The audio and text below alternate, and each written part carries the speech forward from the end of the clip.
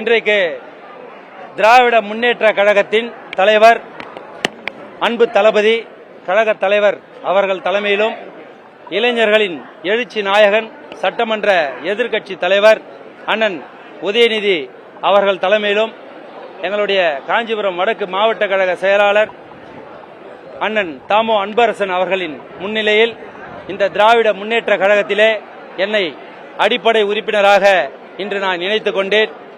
அதற்கு முக்கிய காரணம் நம்முடைய கழக தலைவர் அவர்கள் சொன்னார்கள், இன்றைக்கு ஒரு கட்சியை விட்டு ஒரு கழக நிர்வாகிகள் மாற்று கட்சிக்கு செல்வார்கள் என்றால் அது ஆளுகின்ற கட்சிக்குத்தான் செல்வார்கள்.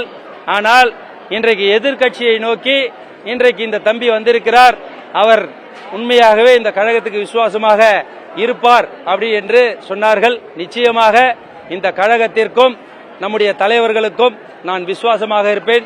அதே போன்று இளைஞர்களின் எழுச்சி நாயகனாக இருக்கின்ற அண்ணன் உதயநிதி அவர்களுடைய ஆற்றலும் அவர்களுடைய செயல்பாடும் அவர்கள் சட்டமன்றத்தில் நிகழ்த்திய அந்த உரையும் தான் இன்றைக்கு என்னை இந்த திராவிட முன்னேற்ற கழகத்திலே இணைவதற்கு தூண்டுதலாக அச்சாணியாக இருந்தது.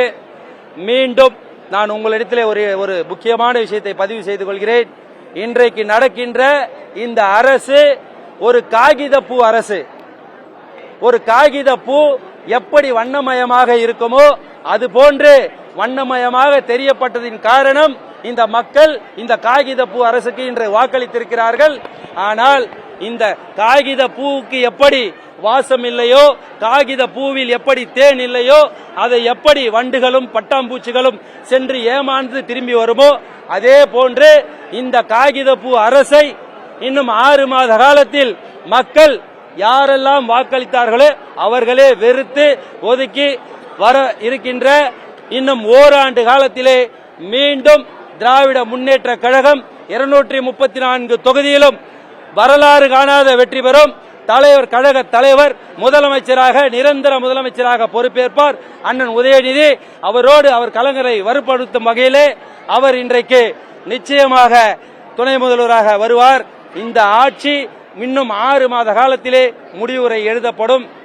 இன்றைக்கு இருக்கிற நம்முடைய கழக எதிர்கட்சி தலைவர் அவர்கள் சொன்னது போல இந்த இன்ஸ்டாகிராம் ஆட்சி, ரீல்ஸ் ஆட்சி இன்னும் 6 மாத காலத்திலே இந்த காகித பூவின் சாயம் வெளுத்துவிடும்.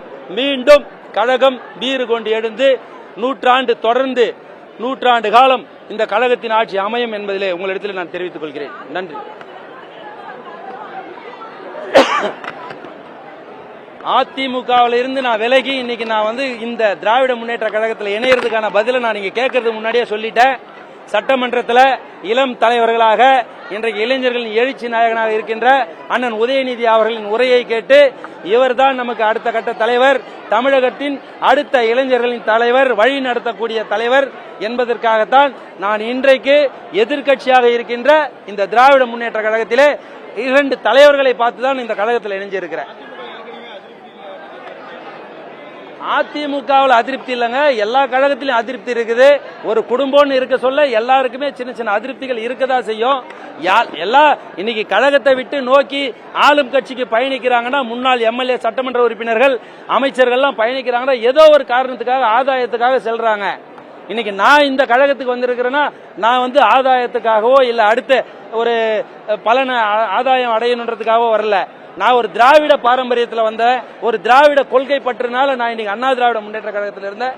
இன்றைக்கு அந்த அண்ணா திராவிட முன்னேற்ற கழகத்தில் என்னால் தொடர்ந்து பயணிக்கிற மனநிலையும் சூழ்நிலையும் இல்லை. அதனால நான் இளம் தலைவராக இருக்கின்ற நம்முடைய கழக தலைவருடைய மகன் அண்ணன் உதயநிதி அவர்களுடைய பின்பற்றி அவரோட வழித்தொன்றலாக நான் பயணிக்கணும்னு இந்த அண்ணா திராவிட முன்னேற்ற கழகத்தில் நான்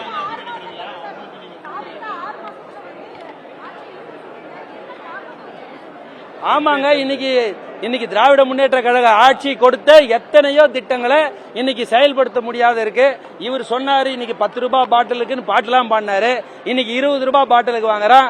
வெளிநாட்டு மதுபானங்கள்லாம் இன்னைக்கு 2500 ரூபாய் 3000 ரூபாய் இன்னைக்கு மேல வச்சு விற்கிறாங்க. பல பிரச்சனைகள்.